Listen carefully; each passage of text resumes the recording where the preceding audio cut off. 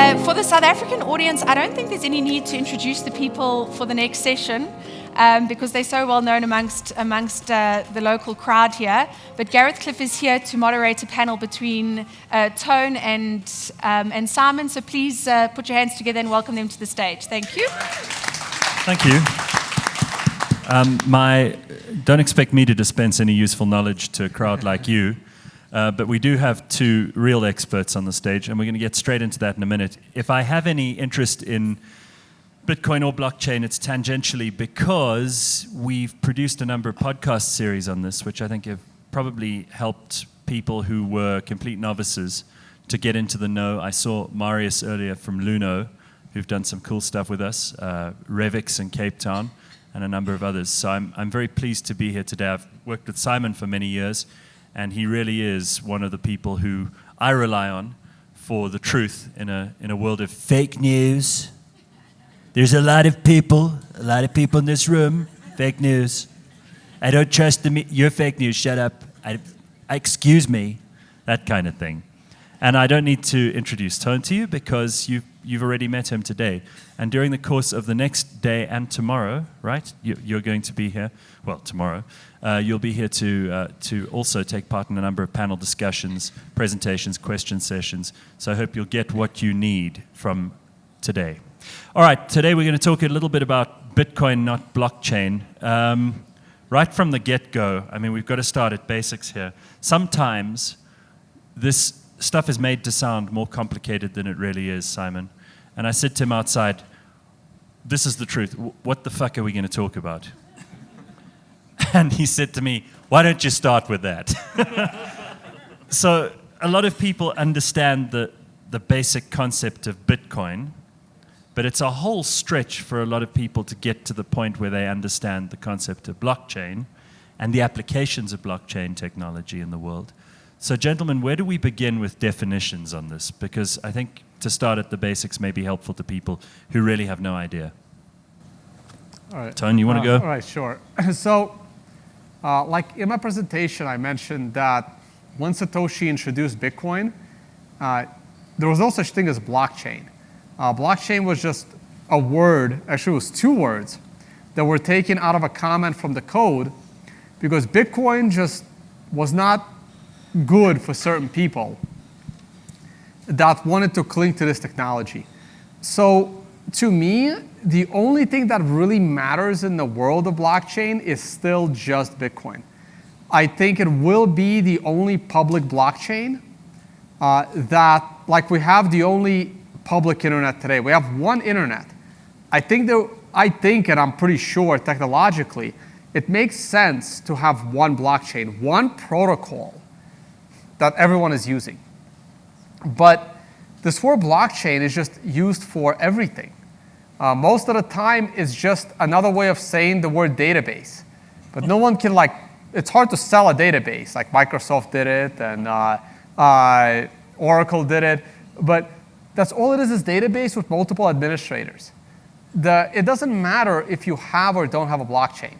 What matters is your product decentralized or not? And I feel that the only decentralized product that we have is Bitcoin. And I hate to disappoint people, but maybe all that we will end up out of this is global government neutral money. And that is absolutely amazing. Yeah, that would be enough, right? That would be more than enough, and it will change the world, and it will revolutionize the world. And a lot of the stuff that people are talking about, blockchain, is just going to be companies doing things, but they will now have the ability to do it globally better than the internet gave them the opportunity before, because now there is also global, politically neutral money that they can utilize for their products. So just to add to that, I think blockchain's an enabling technology for Bitcoin, just like TCP/IP is an enabling technology for the internet, for example. The name's a bit misleading. I don't know why Satoshi chose to, use the analogy of a chain, because it's not a chain at all. Actually, every time you mine or encrypt a new block of transactions, they actually encase the former transactions. So the older Bitcoin transaction gets, the more secure it is, because you have these layers of encryption being built around it. A layer. Yeah, or like a Initially- block gumball. Or Initially, An he was- onion. Initially, he was using the term time chain, not blockchain. That's right, yes, because of the immutability of transactions in time.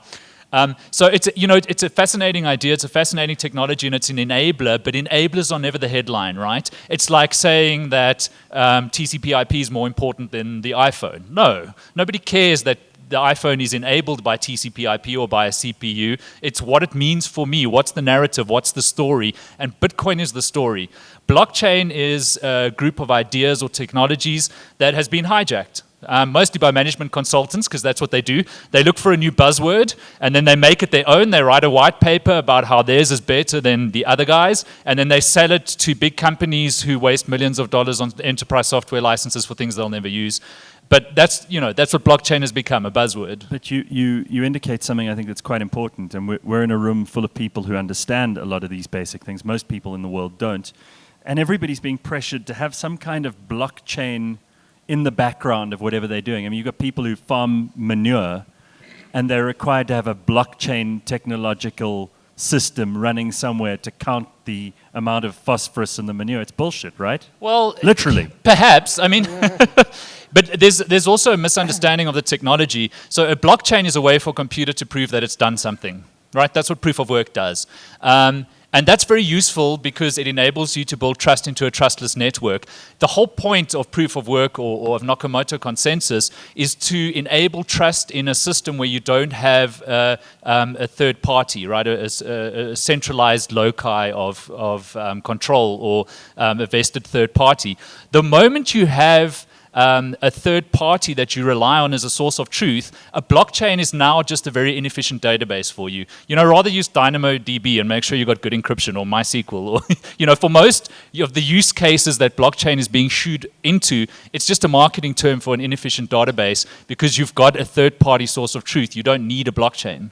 And I want to add to that, and the way Bitcoin does it is you have these computers that are mining Bitcoin. What does that mean? That means you have a computer algorithm that has one job, to guess a number.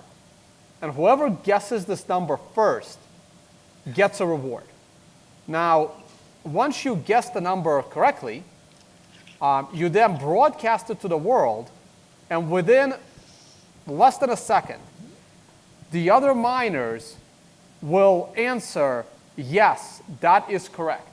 The faster they can confirm that you're correct, the faster they can all start guessing the next number. Once this global decentralized system confirms that the number somebody found is correct, that is the source of truth that gets layered on top of layer, it gets added to the blockchain, like Satoshi said. But when people say, like in your case of manure or anything else, blockchain is the source of truth. If it's in the blockchain, it's true. But who put it there, right? Like, it's true in the case of Bitcoin that it's trustless because you don't know what the answer is until someone finds the answer, and then you verify the answer all within a computer program. But when it comes to a supply chain, when it comes to who owns this real estate, when it comes to what's in your medical records, putting it on a blockchain is actually worse, because now you have all the disadvantages of a blockchain without any of the advantages. Because if someone put a lie in there, because you're still relying on a human to put it in there, and a human can put whatever they want in and now it's immutable. And now it's immutable, and other people believe that it's a source of truth. It's like those guys who used to rewrite history, and then they'd create an alternative version of history, and then eventually that would be subsumed into the general knowledge database, and people just believe it, even if it wasn't true. Yeah, and in the worst case, you've got the notion of a private blockchain, for example, that's controlled by one company.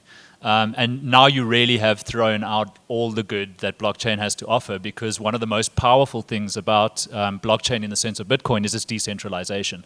That's what makes Bitcoin so powerful, is the level of decentralization or distribution that it has. There's a lot of misinformation and misconceptions out there at the moment about how Bitcoin is actually centralized around 5 big mining pools in China. Like, that's just a misunderstanding of how the network works, right? Each of those pools in themselves consists of thousands of independent miners, and it also forgets the other critical component of the Bitcoin network, which is nodes that aren't mining, that aren't economically incentivized, and that maintain the rules of the protocol. And the miners can't operate without these nodes being in agreement as well. So it's completely decentralized. And increasingly, the people who just have some. Sure. Who are also not necessarily active in that environment. They might just be hanging on to it as some kind of long-term investment. So it sounds like we're throwing out every other possible application of blockchain. I don't think I'm necessarily saying that. It's just that none of them have proven themselves yet, right? We might find that there is some other use for blockchain technology, but it was a very singular thing that Satoshi was trying to achieve in creating peer-to-peer digital cash, decentralized peer-to-peer digital cash, most importantly. That's what blockchain or proof-of-work technology was designed to achieve. So, Tone, what are because it sounded also like you're throwing the baby out with the bathwater and saying, well, if Bitcoin is the only thing that it's good for, then is all the other stuff rubbish? Or should it just not be thought of as being part of that ecosystem? That's a really good question. Right now it's being considered as part of the ecosystem, but I'm not sure if it will be in the future. Are smart contracts good? Yes, they can be. Are smart contracts somehow innovative? I don't think so. I mean, you were a kid when you used a soda machine. That's a smart contract to me, right? It's a self-functioning piece of code. You stick $1 into a soda machine, and a soda dispenses you a Coca-Cola. That's what a smart contract is, pretty much. Smart contracts were not innovated in the last 10 years with this space. It's about trying to put a smart contract on a decentralized thing, which I'm not sure is necessary. Because at the end of the day, most of these smart contracts still have a physical interaction in the real world. And if you have a physical interaction in the real world, decentralization does not help you at all. It just creates more inefficiency. And I think eventually people will realize that. Now, do things like supply chain and real estate ownership, can these things be a lot more efficient? Of course. Sending money from US to South Africa, could that be a lot more efficient? Of course. But you don't need the inefficiency of a blockchain. You just need companies to use better database technology. And if using the buzzwords of blockchain help you get there, that's fine. But people need to understand what is decentralized and no third party versus there's a third party there, they're just pretending not to be there to get your business. People also seem to attribute characteristics to this. You just said something which I thought was quite novel and interesting, in that is blockchain good for certain things? Sure, but I'm concerned that people project what they want something to be onto that thing, where it's actually an objective thing that doesn't necessarily have time to be good or bad, or necessarily be used for nefarious purposes or for truly moral purposes. A lot of people seem to transmute those characteristics into things like Bitcoin. People who say it's the solution to all of our problems, and therefore give it far more power and influence than it might really have. And the inverse, obviously, of where they say that this is an absolute evil and it should be taken over and changed by some authority. Yeah, and in between a lot of answers looking for questions in the blockchain world. But I mean, I must say it's a beautiful thing that's happening, because really what we've seen since 2017 and the hype that really, finally entered the entire crypto industry is a Cambrian explosion of experiments, right? Like, life had to experiment and make a lot of very weird and utterly useless animals with wings that can't fly and are delicious, and right, before eventually arriving at things that can build spaceships and perhaps even colonize galaxies. You need that Cambrian explosion. You need to build all the shitty, weird things that are ugly and delicious and nobody and out of that will come some truth, will come some use. But we're still in the middle of that as a crypto industry. Really, the only crypto project that's proven itself as useful in any sense, my opinion again, is Bitcoin so far. There are a lot of others that are showing promise. There's a lot of interesting things happening in the smart contract world. I think that decentralized applications have a role to play in the future of the internet. And we could get into a whole discussion about our politics and how it's been hijacked and how heavily centralized networks like Facebook have served us very badly. We definitely need a decentralized social network, right, that doesn't have editors and isn't, it doesn't have reins that are held by a very socially misadapted person who's been a CEO since they were at varsity. Like, who none of us would be friends with if he wasn't rich and we didn't know him. I wonder who you're talking about. No, but there is something almost misanthropic about that.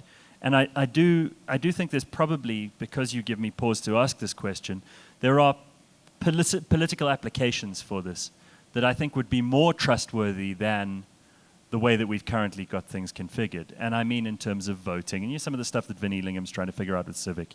That kind of thing. I suppose that holds the hope of perhaps becoming something useful to humanity, even though it's not a proven test case right now. It needs a strong narrative, but also trust is hard. Voting on the blockchain is sort of this holy grail killer app that everybody talks about. Well, it's just because we hate governments. Sure, but to Tone's point earlier, the current voting technology being used is terrible, right? They take voting machines to hacker conferences, and like a 5-year-old can crack them in 5 minutes. The problem is that the implementation of the technology is horrible. Blockchain is not a killer app for this, and just because something's on the blockchain, like Tone said, a human being has put it there. You can put fake votes in the blockchain. Like, that's not going to solve your solution to transparency in elections and voting. It's not blockchain. It's the willingness of the people building and using those machines to give you transparency. Blockchain is not going to solve your problem. You can say that these machines are using a blockchain and it's the same machines. The problem is much deeper than that.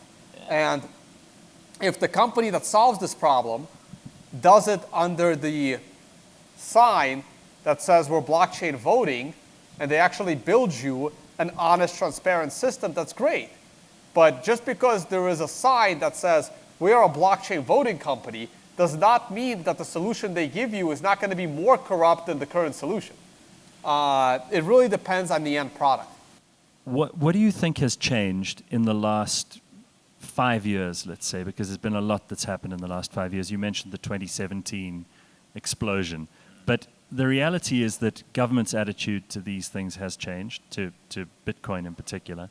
And I think corporations have also taken a very different attitude, especially most recently. Do you think that we're on a positive, dynamic, helpful, collaborative trend, or the opposite? I mean, what are you most afraid of here, and what's the best case scenario? Sure. Well, it actually goes to something that you said. They had this explosion in the last 5 years.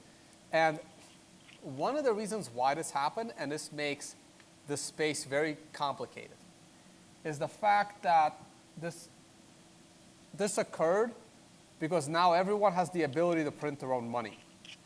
And it creates these weird incentives that if I can come up with some kind of a convoluted thing and write a white paper, like a white paper prior to Bitcoin and including Bitcoin, not prior to, up until about a month after the Bitcoin white paper, a white paper was a scientific paper. Today it's a blog post, right? That's basically what it is. And it used to originally actually be the first draft of a piece of legislation, and usually it was sent back a couple of 100 times before it got anywhere. Yeah.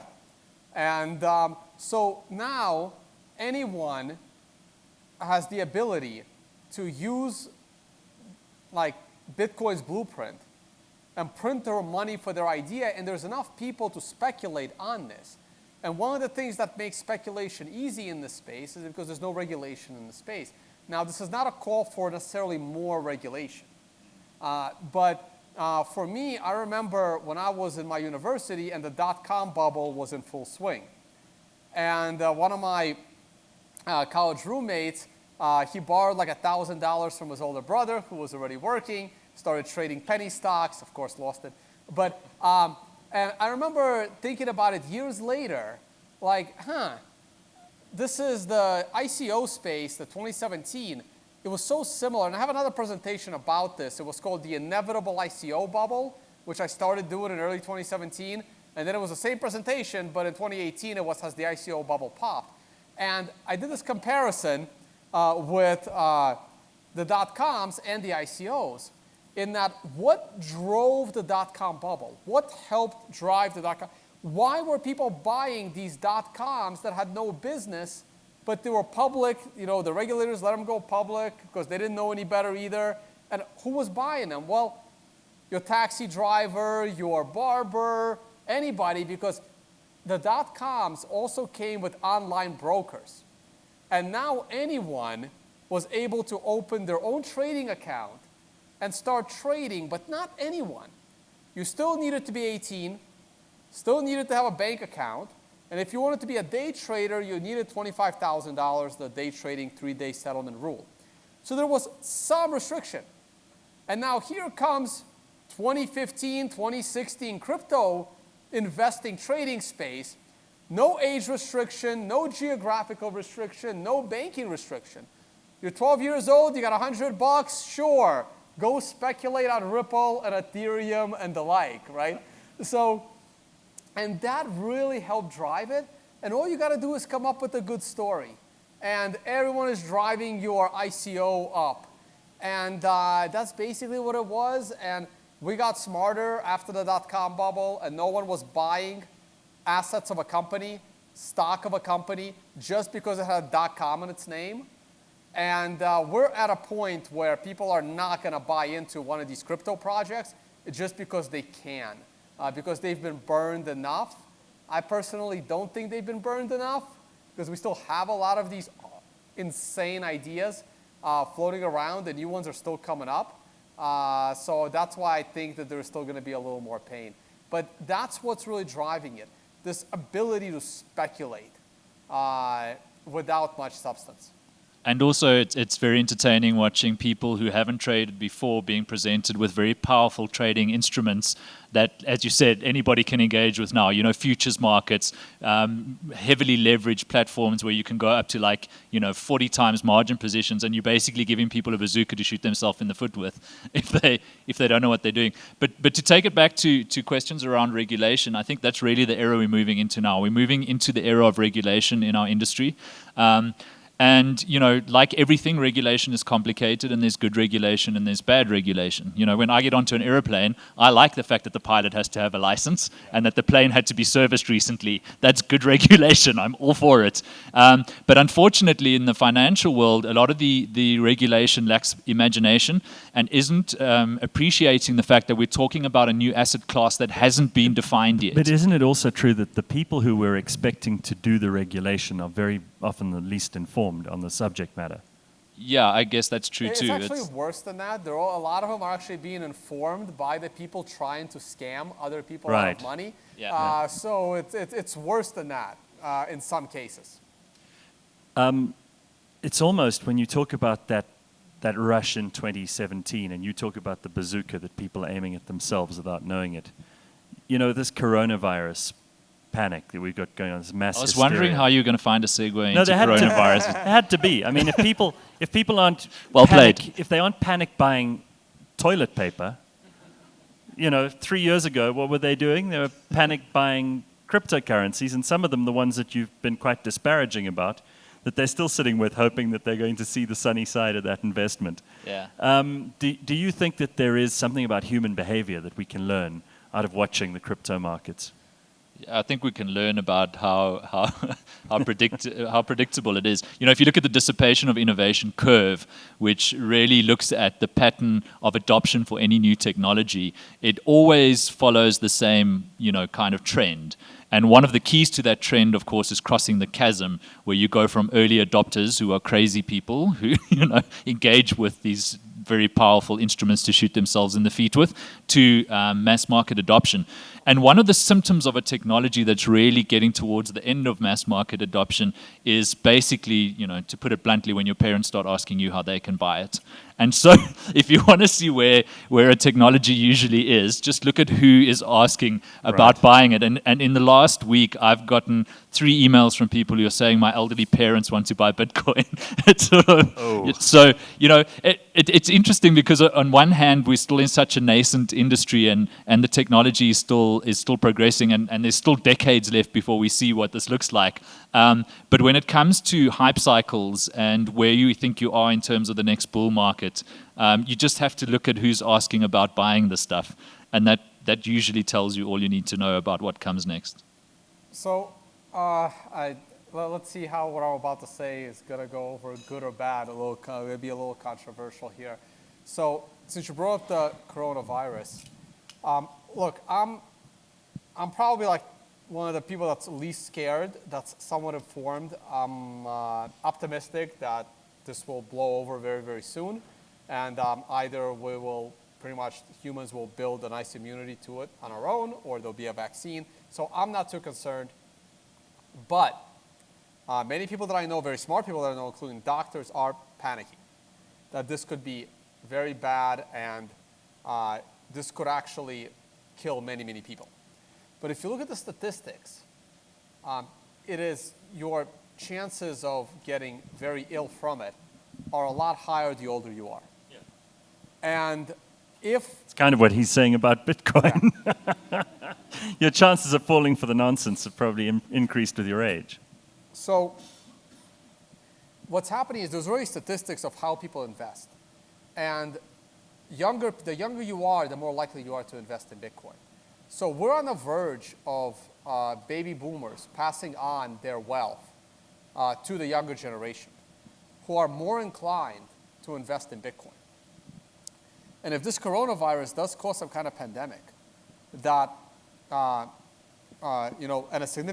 additional percentage of people do pass away from it, that is going to be the older population.